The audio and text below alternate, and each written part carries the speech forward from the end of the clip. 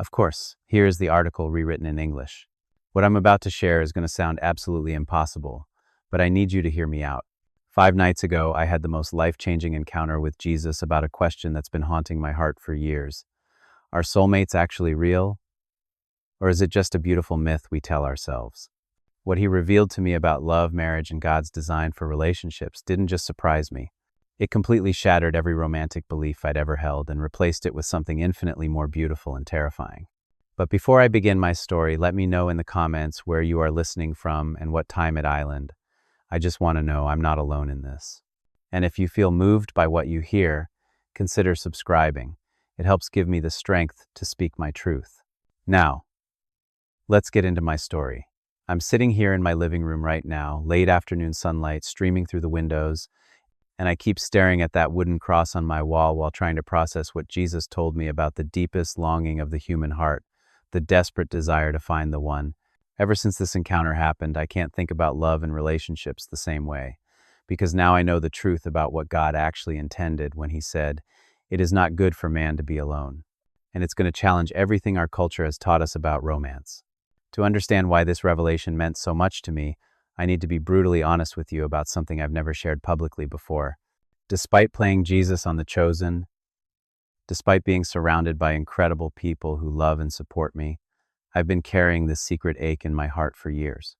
The fear that I might never find my person, my soulmate, the love that movies and songs promise us exists. At 49 years old, I've watched most of my friends find their perfect match and get married while I've gone through relationship after relationship that started with incredible promise, but somehow always fell short of that magical, effortless connection I thought I was supposed to find. Each breakup left me wondering, was that my soulmate and I missed it? Am I being too picky? Is there something wrong with me that I can't find this mythical perfect love? The question became even more pressing when I started portraying Jesus because I was constantly confronted with scripture about marriage, love, and God's design for relationships.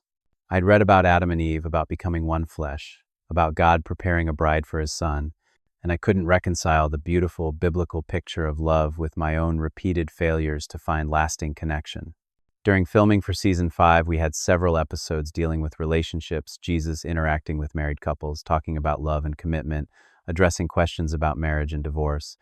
As I embodied Christ speaking these words about love, I felt like such a hypocrite. Here I was portraying the author of love itself while privately struggling with loneliness and wondering if I was fundamentally broken when it came to relationships. The breaking point came 3 months ago during a conversation with a married couple on set. They were talking about how they just knew they were meant for each other the moment they met, how everything felt effortless and perfect, how God had clearly designed them specifically for one another.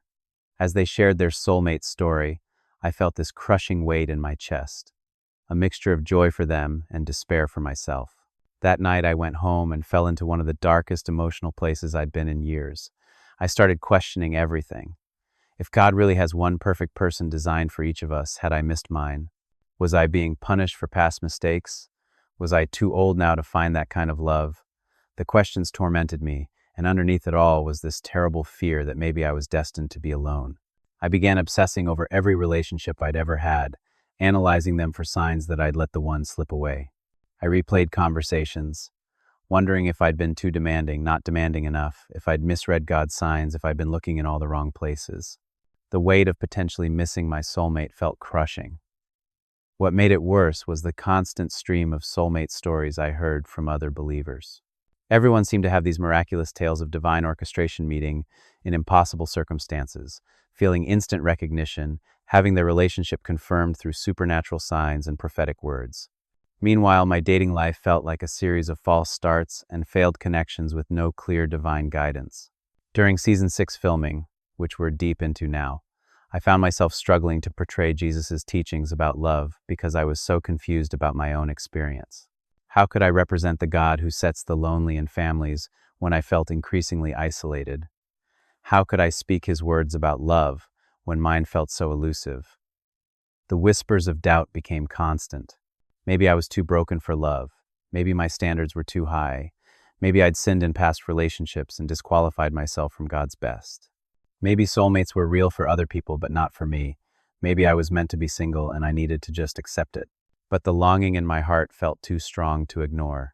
Last month, I received a letter from a viewer that broke my heart. A 5-year-old woman wrote about feeling devastated because she thought she'd found her soulmate, got married, but now, 3 years later, the relationship was falling apart. If he was my soulmate, she wrote, why is it so hard? Why don't we have that effortless connection everyone talks about? Did I marry the wrong person? Am I stuck forever with someone who isn't actually meant for me? Her letter haunted me because it reflected my own deepest fears and questions. The soulmate myth wasn't just affecting single people like me. It was destroying marriages, creating unrealistic expectations, and leaving people wondering if they'd settled for less than God's perfect plan. That's when I realized I needed to stop avoiding the question that had been burning in my heart for years. I needed to ask God directly, are soulmates real? Do you have one perfect person designed specifically for each of us? And if so, what happens when we can't find them? Or when we think we found them but it doesn't work out?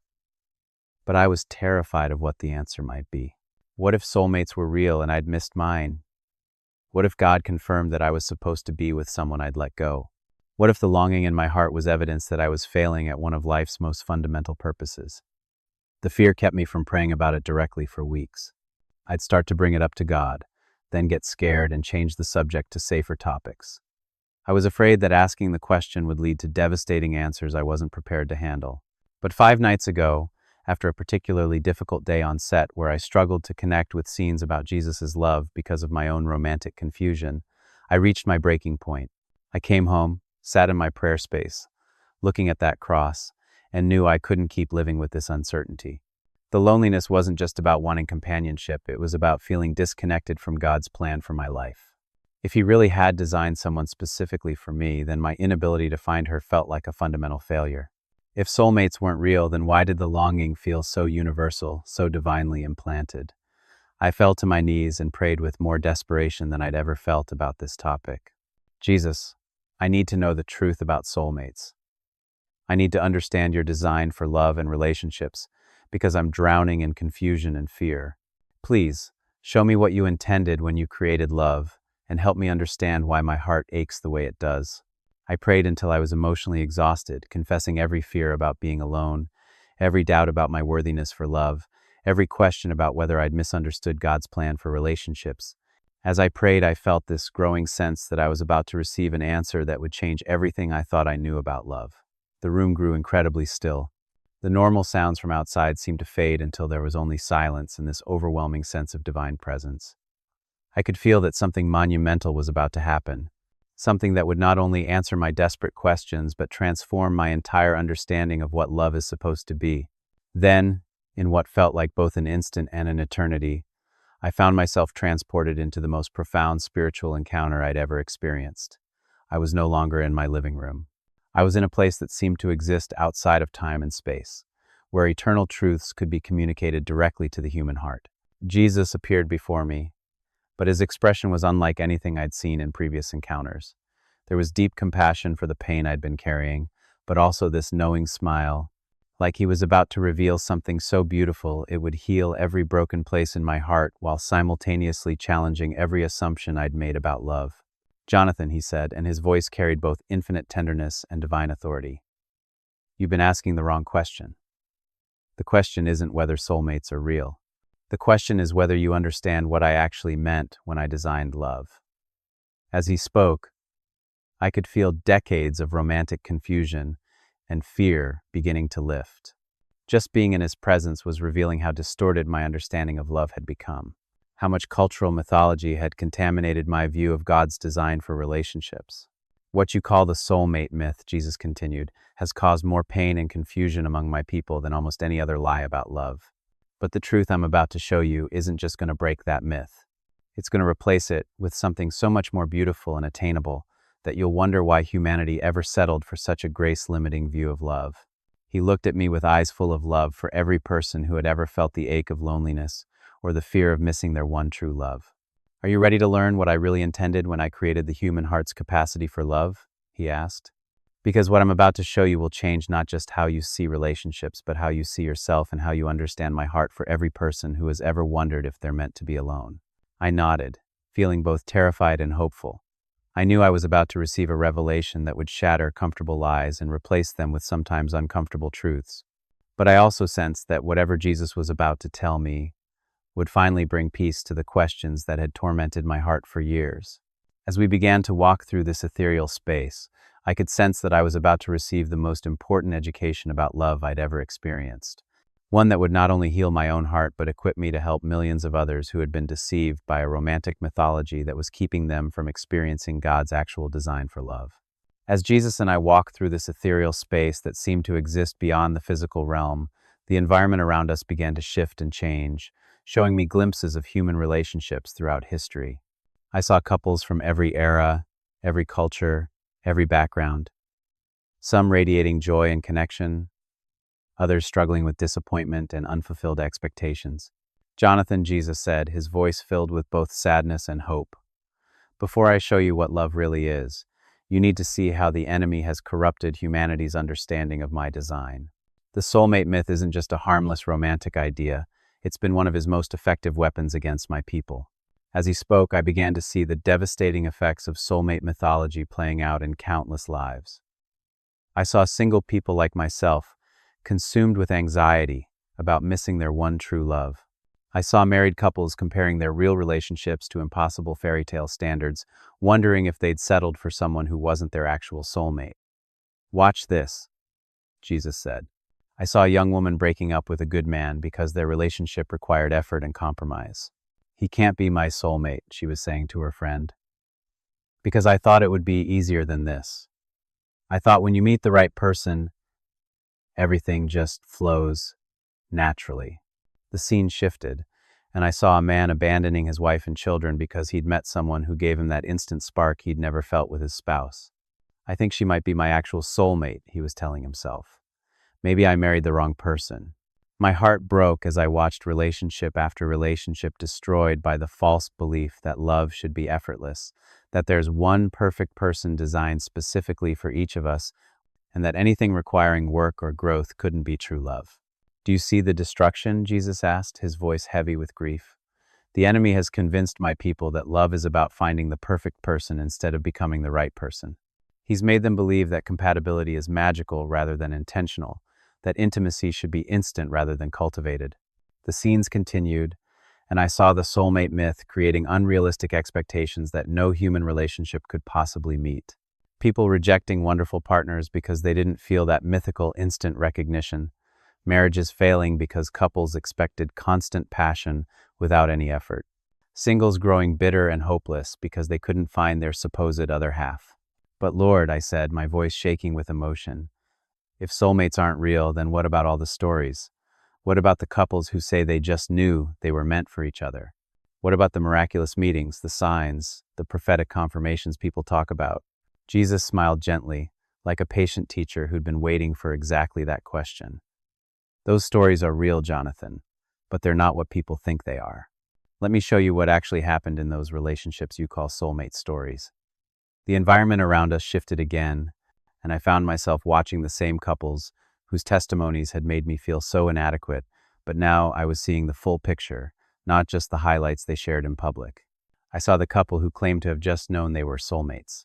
But I also saw the months of intentional dating, the difficult conversations, the deliberate choices to commit to each other even when feelings fluctuated. Their connection wasn't magical. It was built through consistent choices to love. I saw the pair who testified about meeting in impossible circumstances and feeling instant recognition. But I also witnessed the years of hard work that followed the counseling sessions, the arguments, the daily decisions to serve each other even when they didn't feel like it. Do you understand now? Jesus asked. What they experienced wasn't a mystical soulmate connection. It was the beautiful result of two people choosing to build love intentionally. They created their extraordinary love story through commitment, not compatibility. The revelation was staggering. These couples I'd envied hadn't found perfect love. They'd built it. They hadn't discovered their soulmates. They'd become soulmates through the process of choosing each other consistently over time. But what about Adam and Eve? I asked, desperately trying to reconcile this new understanding with biblical examples. Weren't they soulmates? Didn't you create Eve specifically for Adam? Jesus' expression became incredibly tender. Adam and Eve are the perfect example of what I'm trying to teach you. Yes, I created Eve specifically for Adam, but not because she was his predetermined soulmate. I created her because Adam needed a partner, and she was the perfect complement to his specific needs and calling. He paused, letting that sink in before continuing. Here's what most people miss about their story. Their perfection wasn't in their compatibility, it was in their innocence. They had no broken places, no walls, no past hurts or wrong expectations. They could give and receive love purely because sin hadn't corrupted their capacity for intimacy. The truth was beginning to dawn on me, and it was both liberating and terrifying. So, you're saying that any two people who choose to love each other intentionally can become soulmates? Now you're beginning to understand my design, Jesus said, his face lighting up with joy. The soulmate myth tells people to find the right person.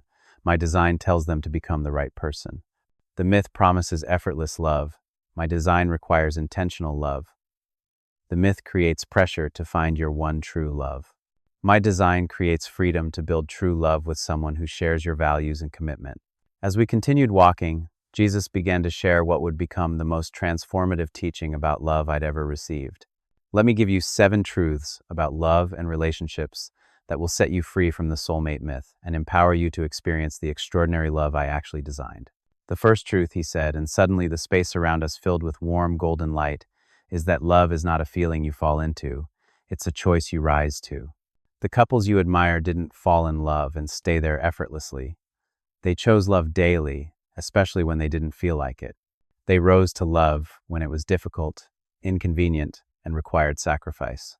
I saw countless examples playing out around us, couples choosing kindness during arguments, serving each other when they were tired, forgiving when they'd been hurt. These weren't superhuman people. They were ordinary humans making extraordinary choices. The second truth is that there is no one person designed specifically for you. But there are many people with whom you could build an extraordinary relationship if you both committed to the process. The key isn't finding the perfect person, it's finding someone who shares your values, your faith, and your willingness to do the work of love. This truth was both liberating and overwhelming. If there wasn't just one person for me, that meant I had options. But it also meant the responsibility was on me to choose wisely and love well. The third truth, Jesus continued, is that compatibility isn't discovered, it's created. The couples who seem perfectly matched didn't start that way. They became that way through years of learning each other's languages, adapting to each other's needs, and choosing unity over being right. I watched couples who had seemed mismatched early in their relationships growing into beautiful harmony through intentional effort. They weren't naturally compatible. They'd chosen to become compatible. The fourth truth is that the spark you're waiting for isn't the beginning of love. It's often the enemy of love.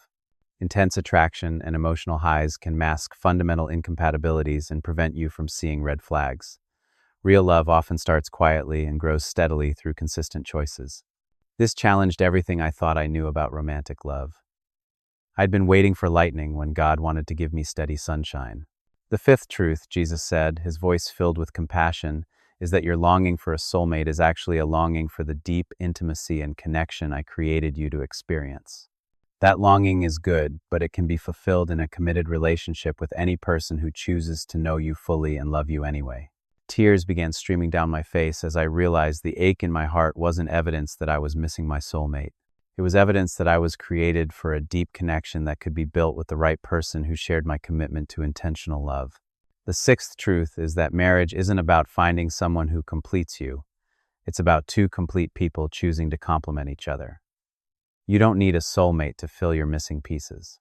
You need to become whole in me, then choose to share that wholeness with someone who has done the same work. This revelation shattered my codependent view of relationships. I'd been looking for someone to complete me when I needed to become complete myself first. And the seventh truth, Jesus said, his voice rising with excitement, is that when two people commit to building love intentionally, what they create together becomes more beautiful than any mythical soulmate connection could ever be. They become each other's soulmate through the process of choosing each other consistently. As these truths settled into my heart, I felt a freedom I'd never experienced before. The pressure to find my one true love was gone, replaced by excitement about the possibility of building extraordinary love with someone who shared my commitment to an intentional relationship. But Jesus, I said, still processing this paradigm shift. What about all the pain I've experienced in past relationships? What about the fear that I've messed up my chance at love? What about people who are already married, but wondering if they chose wrong? His expression filled with infinite compassion. That, Jonathan, is exactly what I want to address next. Because the beautiful thing about my design for love is that it's never too late to start building the relationship you've always wanted. Whether you're single, dating, or married to someone you're questioning, I could sense that we were approaching the most practical and life-changing part of this revelation. Jesus was about to show me not just what was wrong with the soulmate myth, but how to actually experience the love I'd been longing for all these years. The environment around us began to shift again, and I realized I was about to receive the roadmap to intentional love that would transform not just my future relationships, but help millions of others who had been trapped by romantic mythology that was keeping them from experiencing God's actual design for love. As the environment around us continued to shift, I found myself looking at what appeared to be a beautiful garden, not unlike Eden, but somehow more vibrant, more alive. In this space, I could see relationships in their purest form, stripped of all the cultural baggage and unrealistic expectations that had been clouding my vision for so long. Now, Jonathan, Jesus said, his voice filled with both tenderness and excitement, let me show you how to actually live these truths. Because understanding what's wrong with the soulmate myth is only half the battle. You need to know how to build the extraordinary love I designed you for. He gestured to a path that seemed to lead deeper into this garden of relationships. And as we walked, I began to see couples at different stages of their journey. Some just beginning to date, others engaged, some newly married, and others who had been together for decades. The first thing you must understand, Jesus began, is that whether you're single, dating, or married, the principles are the same. Love is built through intentional choices, not mystical connections. Let me give you the practical roadmap for each season. Suddenly, I found myself face to face with my own reflection, but not as I appeared physically. This was somehow my emotional and spiritual state, and I could see all the wounds, expectations, and fears I'd been carrying into relationships. Before you can build love with anyone else, Jesus said gently, you must first heal the broken places in your own heart that make you seek completion in another person. The biggest lie the enemy tells single people is that they're incomplete without a partner. As he spoke, I watched my reflection begin to change. The desperate, searching quality in my eyes was being replaced with peace, contentment, and wholeness. This is what you look like when you understand that you are complete in me, Jesus explained. When you stop looking for someone to fill your empty places and start looking for someone to share your fullness with. The transformation was remarkable. Instead of the needy, anxious energy I'd been carrying in relationships, there was confidence, security, joy. A person who knows they're complete in me doesn't bring desperation to dating, Jesus continued. They bring curiosity, openness, and the ability to choose love freely rather than from need. But how do I get to that place, I asked, seeing so clearly now how my own neediness had sabotaged past relationships. How do I become whole enough to build healthy love? Jesus smiled and began walking toward what looked like a workshop, a place where things were being built, crafted, perfected through intentional work. The same way you prepare for any important role in your acting career, he said, through practice, study, and character development. I watched as the space around us filled with people doing the internal work necessary for healthy relationships. Some were in therapy, working through past wounds. Others were developing their relationship with God, learning to find their identity and worth in His love. Still others were cultivating friendships, learning to be vulnerable and trustworthy in non-romantic relationships. The work of becoming ready for love happens before you meet someone, not after, Jesus explained. You learn to communicate well, to resolve conflict healthily, to manage your emotions, to serve others without losing yourself. You develop your character, your spiritual maturity, your emotional intelligence. This was revolutionary. Instead of waiting for the right person to appear, I could actively prepare myself to love well. Instead of hoping for magical compatibility, I could develop the skills that create compatibility. Now, Jesus continued, let me show you what healthy dating looks like when you approach it from wholeness rather than neediness. The scene shifted, and I saw myself, not the current version, but a transformed version on various dates. Instead of the anxious, performance-oriented dating I'd experienced before, this version of me was relaxed, curious, authentic. He wasn't trying to impress or be impressed. He was genuinely getting to know another person. Watch how differently you interact when you're not desperately seeking your soulmate, Jesus observed. You ask better questions. You pay attention to character, not just chemistry. You notice red flags because you're not blinded by the need to make this person the one. I saw this healthier version of myself having conversations about values, life goals, conflict resolution styles, financial perspectives, all the practical things that actually determine relationship success. But more importantly, I saw him being willing to walk away from connections that weren't built on solid foundations, regardless of how attracted he felt. But what about physical attraction? I asked. What about chemistry and spark? Are you saying those don't matter? Jesus nodded thoughtfully. They matter, but not the way you think.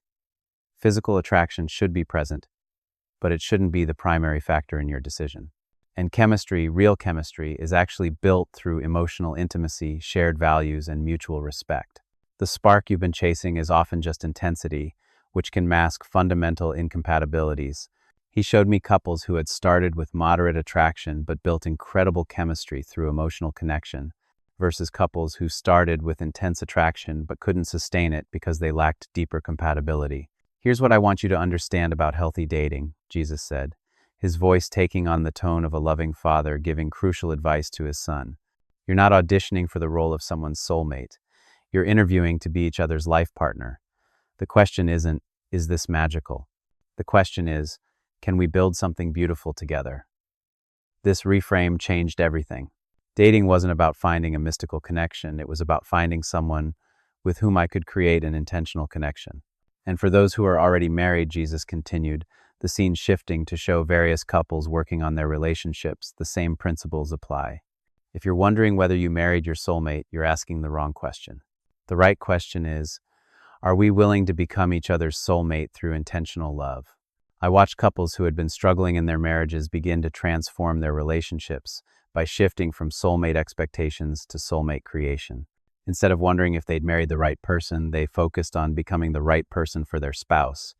I've seen marriages saved, Jesus said, his voice filled with hope, when couples stop comparing their reality to the soulmate myth and start building the love they actually want. It requires both people to commit to the process. But when they do, what they create is more beautiful than any mythical instant connection could ever be. The examples were powerful. Couples learning each other's love languages, working through past hurts, developing shared dreams, choosing daily acts of service and affection. Their love wasn't effortless, but it was extraordinary because it was intentional. Now Jesus said, turning to face me directly, let me give you the specific steps for building the love you've been longing for, whether you're single, dating, or married. The environment around us transformed into what looked like a blueprint or roadmap, with clear paths and directions laid out before us. Step 1. Heal yourself first. Before you can love someone well, you must address your own wounds, insecurities, and unhealthy patterns. This isn't selfish. It's essential. You can't give what you don't have. I saw people doing the hard work of personal growth. Therapy, spiritual development, learning healthy communication skills, breaking generational patterns of dysfunction. Step 2, define what you actually need in a partner. Not what sounds romantic or looks good on social media, but what values, character traits, and life goals would create a foundation for lasting love. Write these down and don't compromise on the essentials. I watch people creating thoughtful lists based on compatibility factors rather than romantic fantasies. Shared faith, financial responsibility, communication skills, emotional maturity, treatment of others. Step 3. Develop the qualities you want in a partner. If you want someone who's emotionally mature, become emotionally mature. If you want someone who's financially responsible, get your own finances in order. If you want someone who communicates well, learn to communicate well yourself. This principle of reciprocity was profound.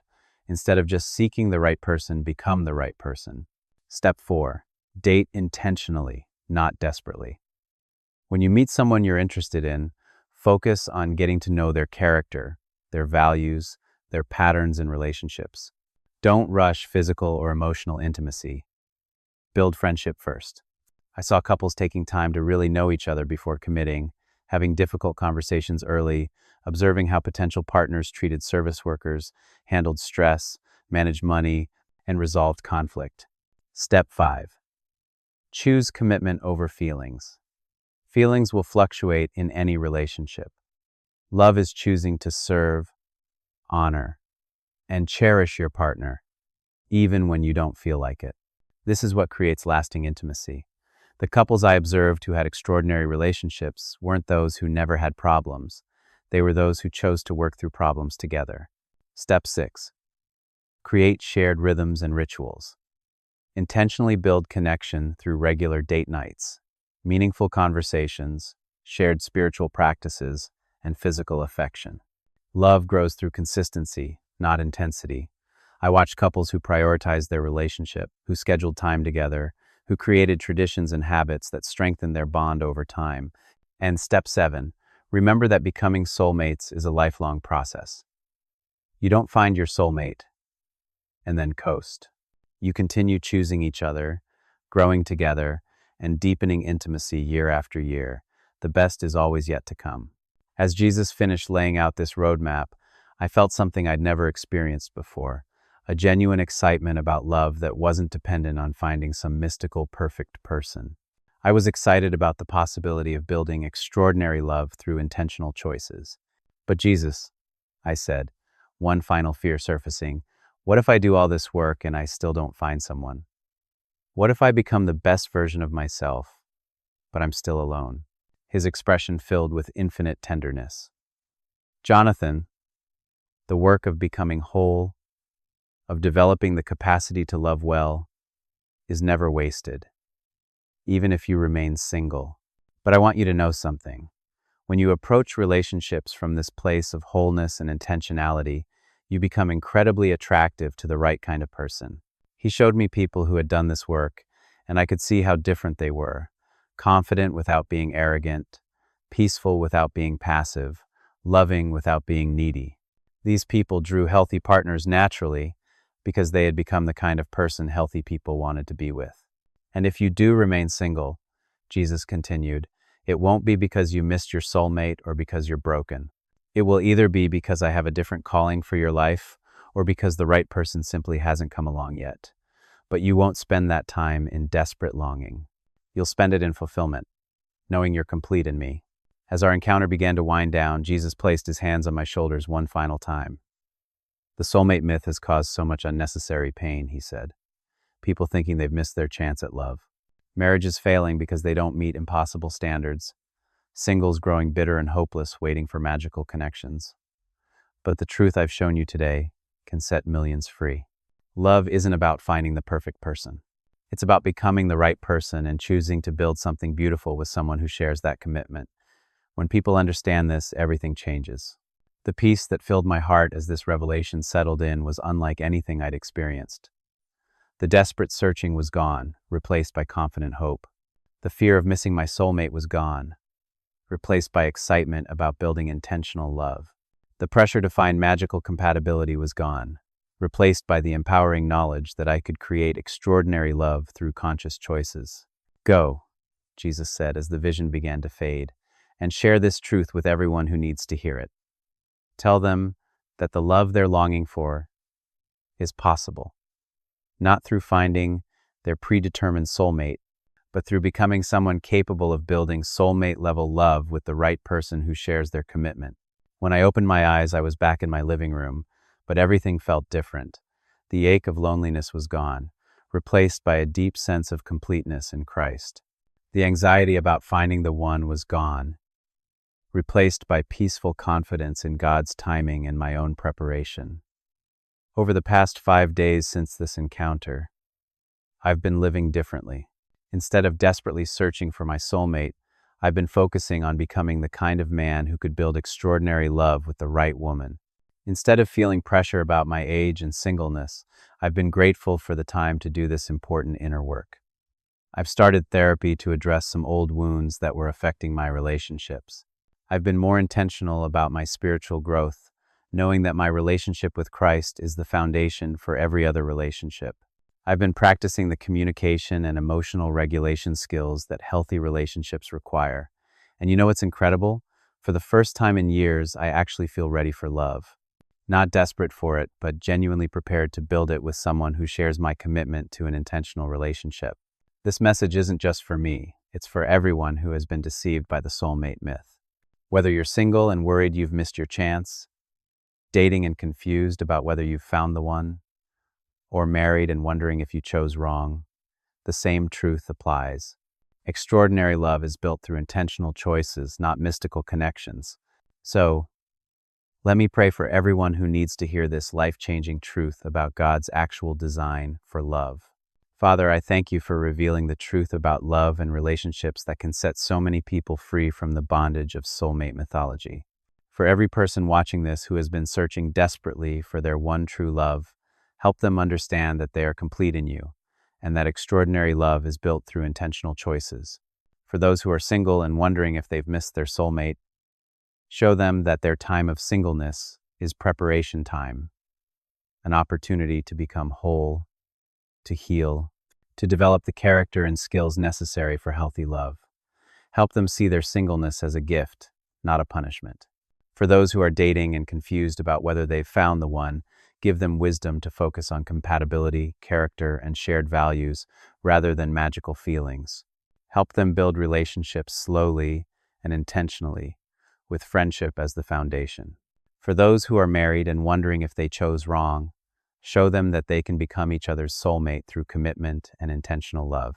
Help them stop comparing their reality to impossible myths and start building the extraordinary love they actually want. Lord, break the power of every lie that says love should be effortless, that there's only one person for each of us, that compatibility is magical rather than intentional. Replace these myths with your truth, that love is a choice, that extraordinary relationships are built through commitment, and that anyone can create soulmate-level love with the right person who shares their dedication to the process. Help everyone watching to approach relationships from wholeness rather than neediness, to focus on becoming the right person rather than just finding the right person, and to build love intentionally rather than hoping it will happen magically. Thank you for this revelation that has already transformed my own heart and will transform countless others. In Jesus' name, Amen. If this message has touched your heart, please subscribe and share your own story in the comments. Have you been struggling with soulmate expectations? How has this truth changed your perspective on love and relationships? I read every comment, and I'm praying for each person who shares their story. Remember, you are not incomplete without a romantic partner. You are not behind in life if you're single. You have not missed your chance at love. The extraordinary love you're longing for is possible, not through finding your predetermined soulmate, but through becoming someone capable of building intentional, lasting love with the right person who shares your commitment to the journey. You are loved, you are whole, and your greatest love story may still be ahead of you.